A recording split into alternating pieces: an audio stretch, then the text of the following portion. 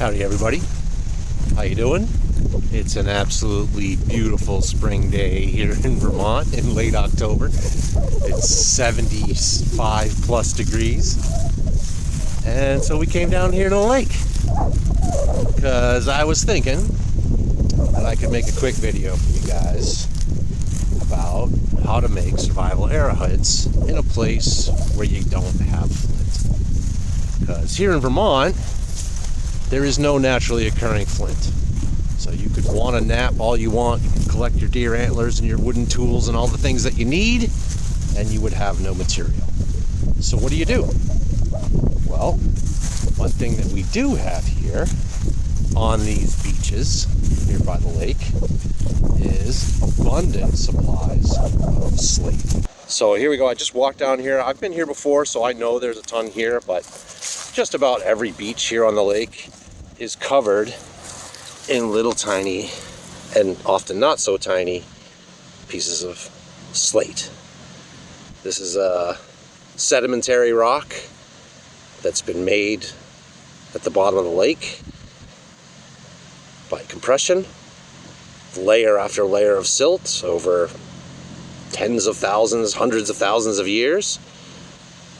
And this stuff is great for making spear points and arrowheads if you don't have flint. And the beauty of using, oh, that's nice. Check this out. Look at this. I got a guy on a jet ski over here, and going into the marina over there is one of the big work boats.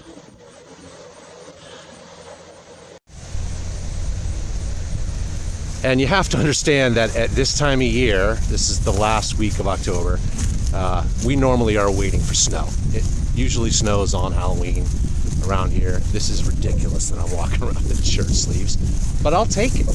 You know, bring on the global warming. So anyway, if you come down to any of these beaches, there's tons of slate. It's usually already thinned out, broken up into tiny pieces. I can literally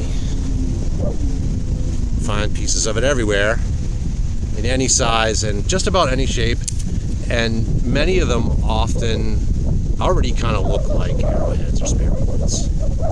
So you might be asking yourself, how do I make that into a usable point, something that I can put on an arrowhead? It's super easy, and it's way easier than napping. And the thing you got to do is polish them on another rock. Basically sand them, abrade them until they look like what you want. So here's the piece I just picked up. I mean, honestly, I walked out here. I came down here for 10 minutes.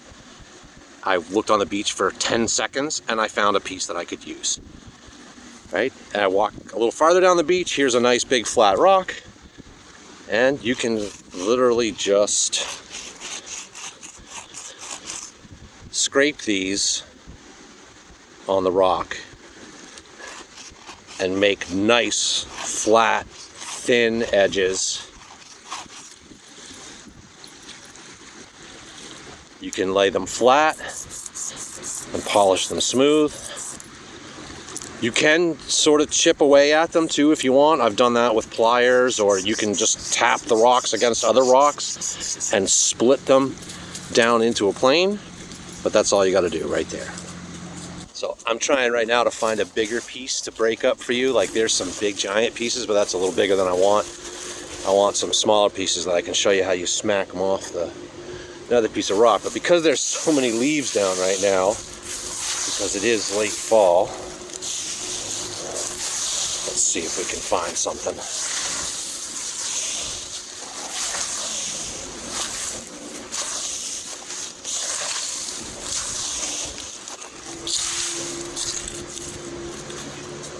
All these are already pretty thin, which is fine. You can just go to work with one of those.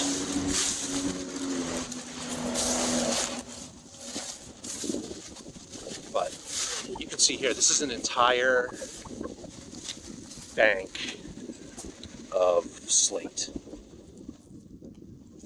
varying size pieces, essentially an infinite amount, in any shape you want.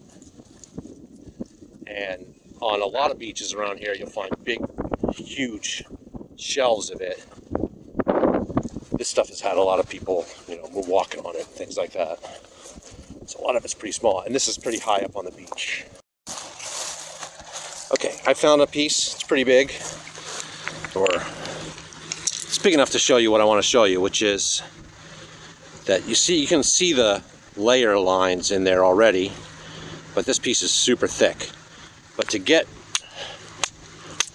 pieces that you can work with, all you gotta do is tap it against the rock, against the edges,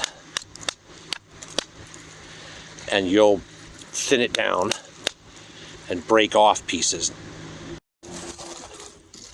Here's another one. You can, if I can make the camera focus, you can see the edges, and this is the same thing. If you just tap it, you see how it planes off, and you can end up with getting down to a single layer, super thin, that is then, if I take one of these flakes, there's one that's a single flake, and it's already got a nice sharp edge on it that you could use to cut grasses or whatever, skin stuff. It's not as sharp doesn't get as sharp as flint. But the thing about it is that it's very easy to resharpen if you break it. And with very little work, you can get rid of the stuff that you don't want. See, this would be a good piece to make an arrowhead out of, because it's super thin. Most of the work's already done. Just by tapping it on the rock, you get the pieces that you want. And with very little polishing.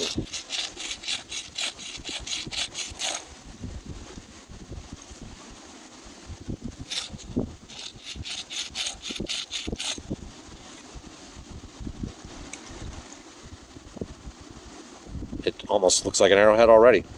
And you just keep working on it like that until it gets down to something that you like.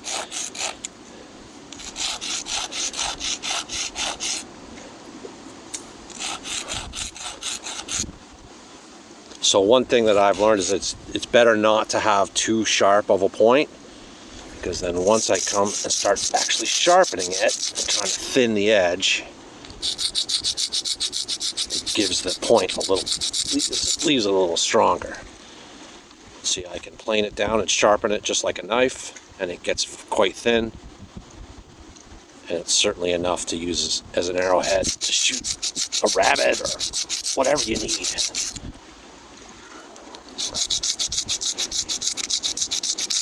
And if you take your time and do it right, you can get a really nice, like perfect looking arrowhead. Now, that's not to say that the Indians in Vermont didn't use flint. They found flint from the Colorado Rockies, traded all over the country.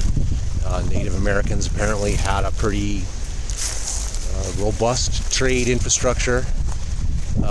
And so there are examples of pieces of flint found extremely far east. But if you were stuck out here in a survival situation and you needed something sharp like that, and you had literally no tools at all, this is an option, because slate is plentiful on our beaches here. It's so nice out, even the geese don't want to leave. These guys have been here for a week or more, just chilling.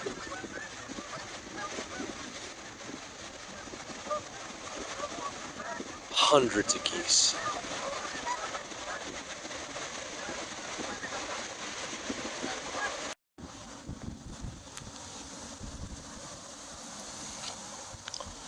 All right, here's some example points that I've made. Didn't take me very long to make these at all.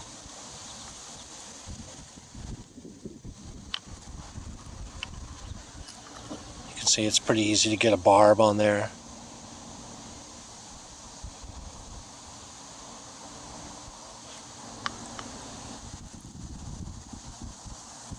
This one's super thin. Not sure I would trust that it would last very long. They do break easily. You can see like this one, the chip point chipped off. But it's still sharp. And they're super easy to resharpen.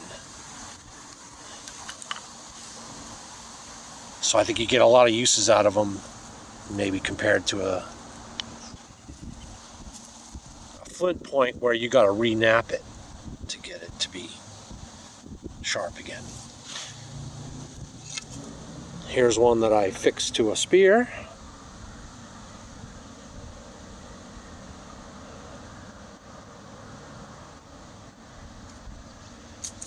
And here's a couple that I made arrowheads out of.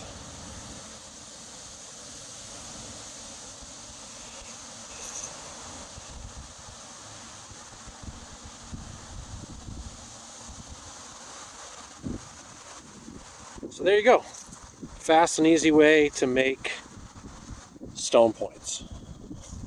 Polishing instead of napping.